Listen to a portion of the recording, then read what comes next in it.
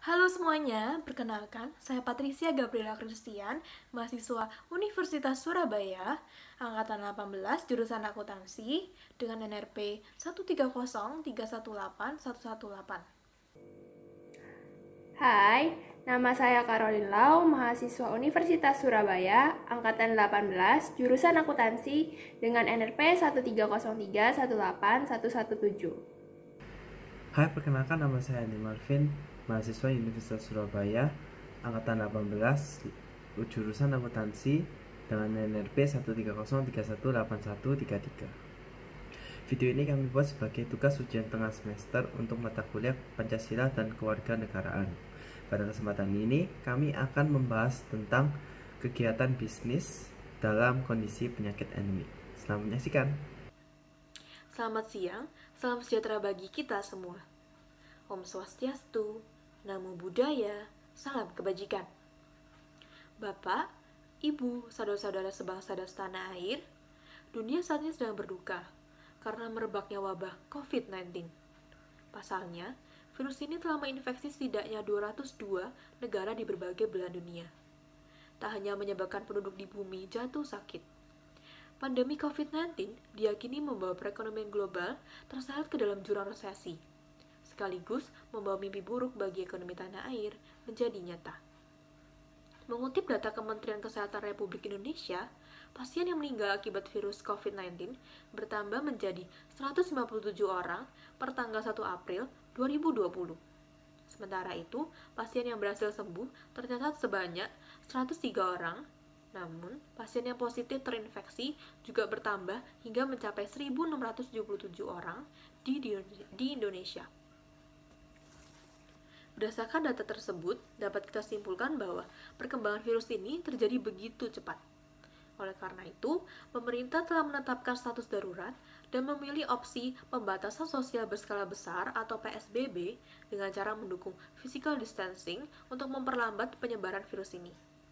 Physical distancing adalah tindakan untuk menjauhi kegiatan bersama atau keramaian yang membuat kita bertemu dengan banyak orang.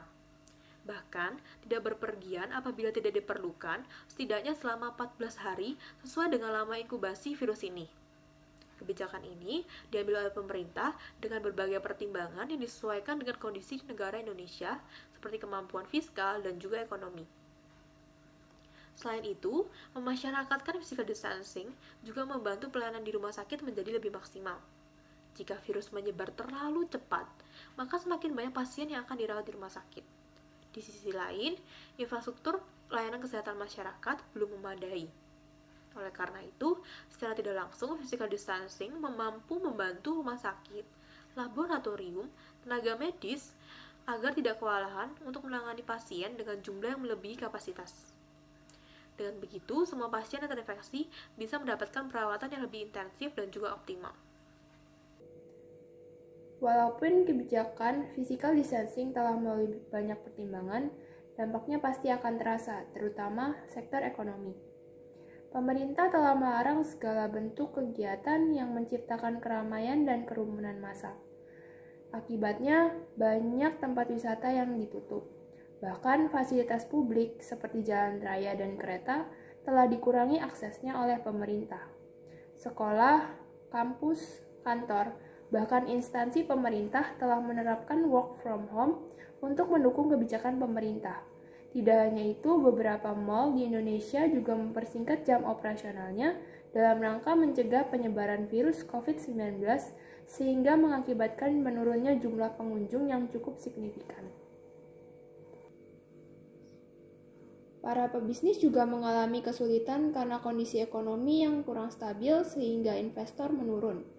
Kurs dolar terhadap rupiah juga meningkat menyentuh angka Rp16.000. Indeks harga saham gabungan juga menunjukkan penurunan dari angka 5.000 hingga menyentuh 4.000. Dengan lesunya ekonomi saat ini, banyak perusahaan yang mengalami kesulitan keuangan.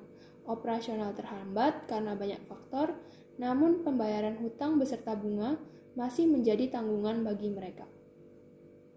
Selain masalah bisnis yang dijelaskan oleh teman saya tadi, juga ada masalah ekspor-impor Indonesia yang juga mengalami penurunan. Perdagangan antara Cina dan Indonesia terhenti semenjak munculnya virus ini. terutama perdagangan buah-buahan dan hewan. Selain itu, impor menjadi salah satu penunjang pemenuhan kebutuhan bahan baku di Indonesia saat ini. Banyak juga bisnis manufaktur yang mengandalkan pemasok bahan baku dari Cina memutuskan untuk berhenti berproduksi karena pemasok bahan baku tidak lagi tersedia. Yang juga perlu pendapat perhatian adalah pedagang kecil yang tidak memiliki pendapatan tetap setiap harinya. UMKM dan pedagang menjadi perhatian bagi pemerintah karena pusat-pusat perbelanjaan yang sangat sepi pengunjung sehingga tidak ada penghasilan. Banyak pedagang yang memutuskan untuk menutup tokonya karena tidak sanggup membayar gaji karyawan serta sewa tempat. Pemerintah telah mengeluarkan banyak kebijakan untuk mengatasi permasalahan kesehatan dan ekonomi ini. Saat ini, tim medis telah berada di garda depan untuk melawan virus ini.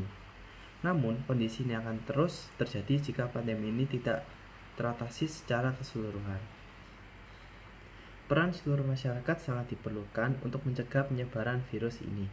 Oleh karena itu, kami mengajak kalian semua untuk turut berpartisipasi aktif, mendukung kebijakan pemerintah untuk mengurangi aktivitas di luar, dan sebisa mungkin tetap di rumah.